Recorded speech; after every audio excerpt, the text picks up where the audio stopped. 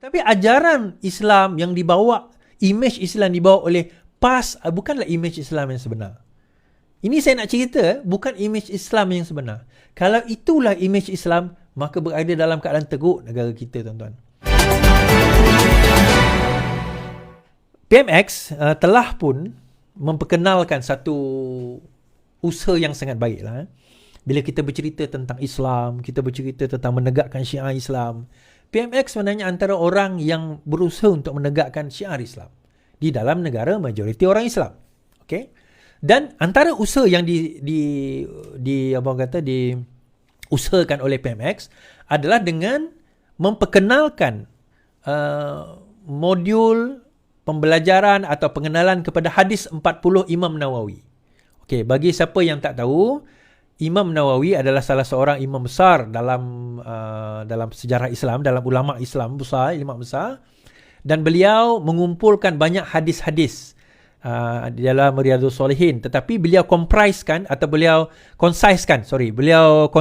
ataupun kumpul hadis tu yang banyak, yang beribu itu, dan letakkan di dalam buku, dan mengambil 40, dia sebenarnya bukan 40, 42 hadis yang menjadi pengajaran dan utama di dalam kehidupan seorang Muslim. Kan, contohnya hadis pertama, innamal a'malu binniyat, berkenaan dengan niat. Kemudian banyaklah hadis berkenaan dengan Islam, berkenaan dengan amal dan sebagainya. Hadis 40 ni menyentuh secara keseluruhan, kalau kita nak menjadi seorang Muslim yang baik, apa yang perlu kita ada dalam hadis itu. Apa yang perlu kita, hadis mana yang kita boleh jadikan sebagai panduan dan rujukan. So hadis ini diperkenalkan oleh Datuk Seri Anwar Ibrahim, oleh Perdana Menteri kita di sekolah-sekolah. Apa yang berlaku? Ada beberapa parti-parti politik yang tidak bersetuju dengan perkara tersebut. Mula-mula MCA kata tak setuju. DAP tak cerita apa, MCA kata tak setuju. Lepas tu Dusuki, Ustaz Dusuki pun mengeluarkan kenyataan. Inilah dia parti yang apa dipanggil ni saya baca. Saya baca kenyataan ini.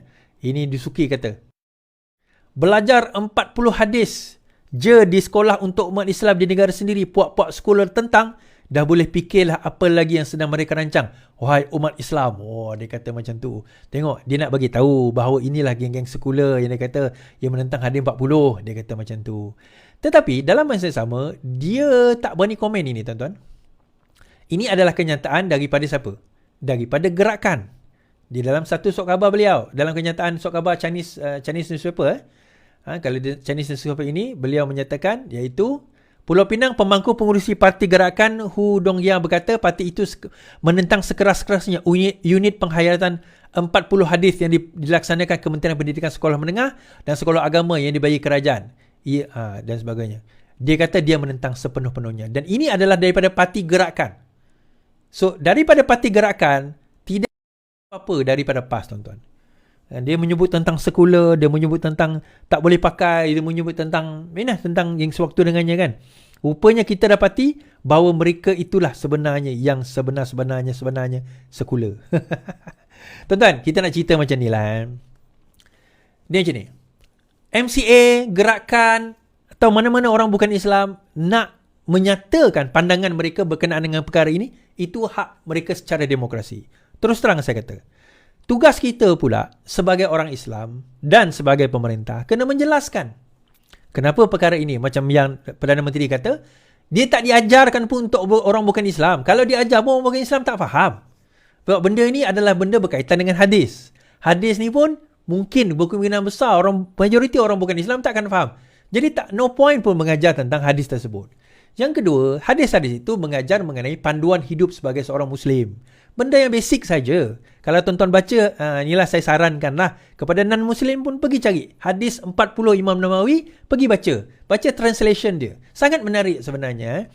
Dan kita khatam hadis ini, saya khatam hadis ini. Hadis ini saya gunakan setiap kali bulan puasa. Setiap hari kita akan baca satu hadis.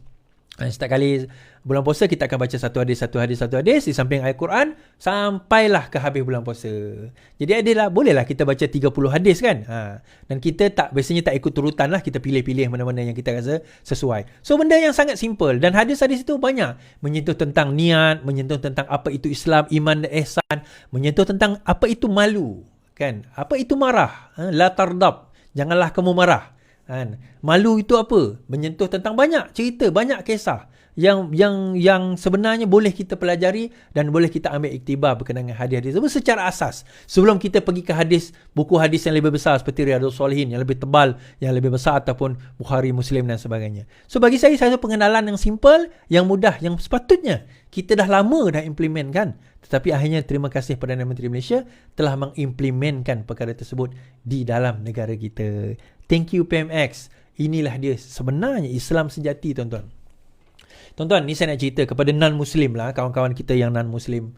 Sebenarnya, bila kita bercakap soal Islam, tuan-tuan, kita tidak semata-mata bercakap soal hukum. Kita tidak semata-mata bercakap soal negara, politik. Islam itu merangkumi semua, termasuk cara hidup yang baik. Bagaimana menjadi seorang individu yang baik, bagaimana menjadi seorang anak yang baik, bagaimana menjadi seorang jiran yang baik, bagaimana menjadi seorang sahabat yang baik kepada Muslim dan non-Muslim, bagaimana menjadi seorang pendidik yang baik, bagaimana menjadi seorang pemimpin yang baik. Saya sebut pemimpin tadi kan. Bagaimana menjadi seorang pembangkang yang baik. Tetapi ajaran Islam yang dibawa, imej Islam dibawa oleh bukanlah imej Islam yang sebenar.